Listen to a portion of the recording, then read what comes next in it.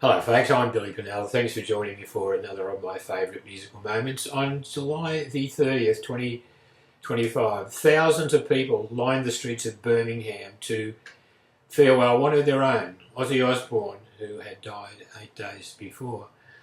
Ozzy grew up in Birmingham, had a bit of a tough time early on. He was dyslexic, and so school wasn't as good as it could have been for him, but he had a great love of the Beatles music. He had photos on the wall of his bedroom at home. He just loved the Beatles and loved their music.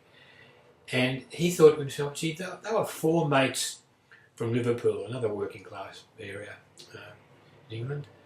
And they got together and started to see if they could connect in a musical way, which they did. And he thought, well, why can't I do something like that? So he has a chat to a mate of his, Bill Ward, who's a drummer. And Bill had first heard drumming listening to his parents' record collection at home.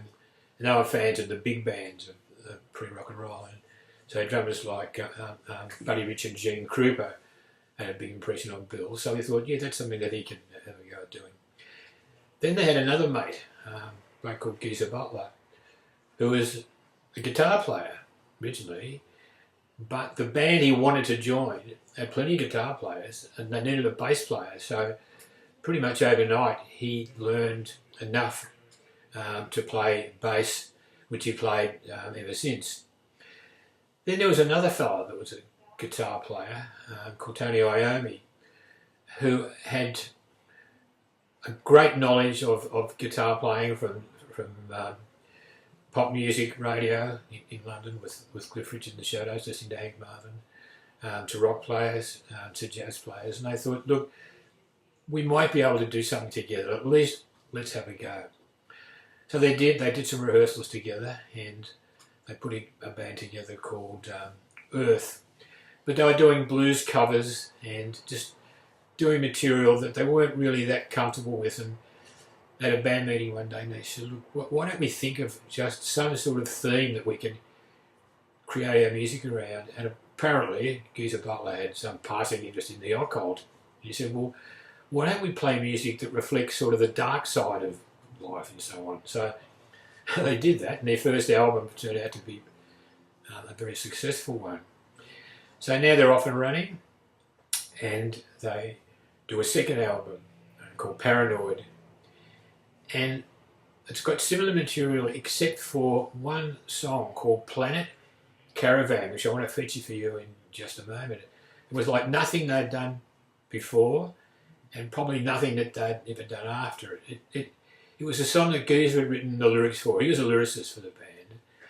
And they were inspired by his thoughts of just having a holiday with his wife, away from bands, away from everything, just he and his wife on a romantic holiday somewhere. And they thought, wouldn't it be fantastic if we could do that in outer space? And how romantic would that be?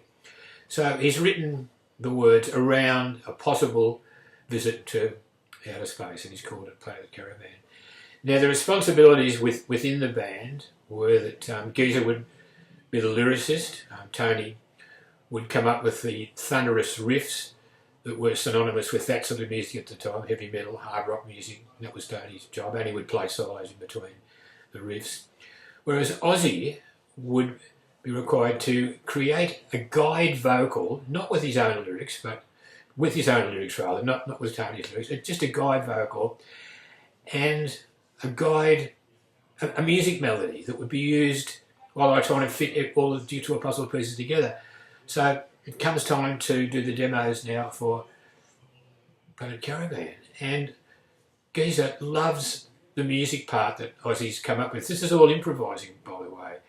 He really likes the lyrics. Again, they're improvised too, but he likes the feel of the music. He likes the feel of, particularly the feel of Ozzy's vocals.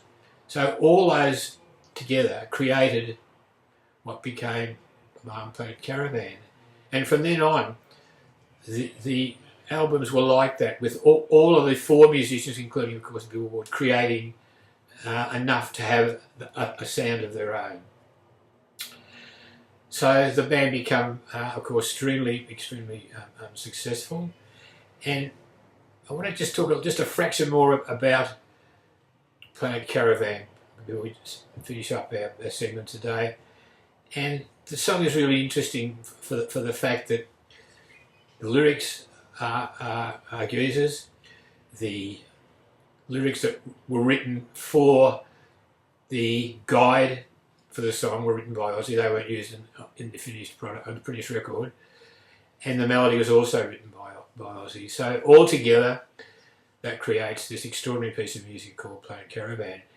And Tony's guitar playing on the track, Tony Iommi's guitar playing, is really interesting because he's playing a jazz piece at the start. He starts off playing an acoustic jazz part, and that reflects the fact that he was a huge fan of that sort of guitar playing, and something happened in his life.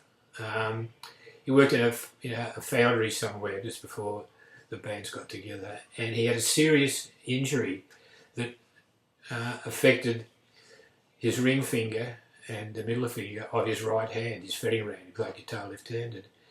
So of course the injuries were quite severe, so he thought his days as a guitar playing were numbered. But his boss came along to him one day, knowing that Tony was already a fine young guitar player, and he said, "Look, I just want to play some music." And Tony said, "Oh no, please, I don't want to hear any more music right now. Look, I'd just like you to listen, and we'll talk about it after I play this piece of music." So it's a piece of music played by a jazz guitar player called Django Reinhardt, who was a legendary guitar player of that style. So Tony's listening to the music, and he loved it. He said, "Yeah, that's great." And the boss said, "All right, I want to tell you something about Django Reinhardt. He had a terrible accident in his younger years, and he lost the use of two of his fingers on his right hand, similar to what happened to you. That didn't stop him. He was able to use the fingers that he had that worked okay, and became a legendary, one of the most popular guitar players in the world at the time." And so Tony thought, "Gee, if he can do that, I'm going to try and do something like that too." So he got some, they're like thimble tops on the tops of his fingers that were so damaged, and he wore those ever since. And so everything came into place. Everything was set now for the band, hopefully to continue on as they did for a long, long time. And so having a chance now to feature this music for you, and to just talk briefly about Ozzy and his career, not just as someone who made headlines when he wasn't on stage, but someone who was highly respected within the four members of his band for his ability to write these great pieces of music. And I think it was quite fitting when Sharon Osbourne, Ozzy's wife of 43 years, put a notice in the local paper in remembrance.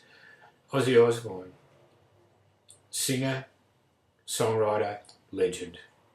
Rest in peace, Ozzy.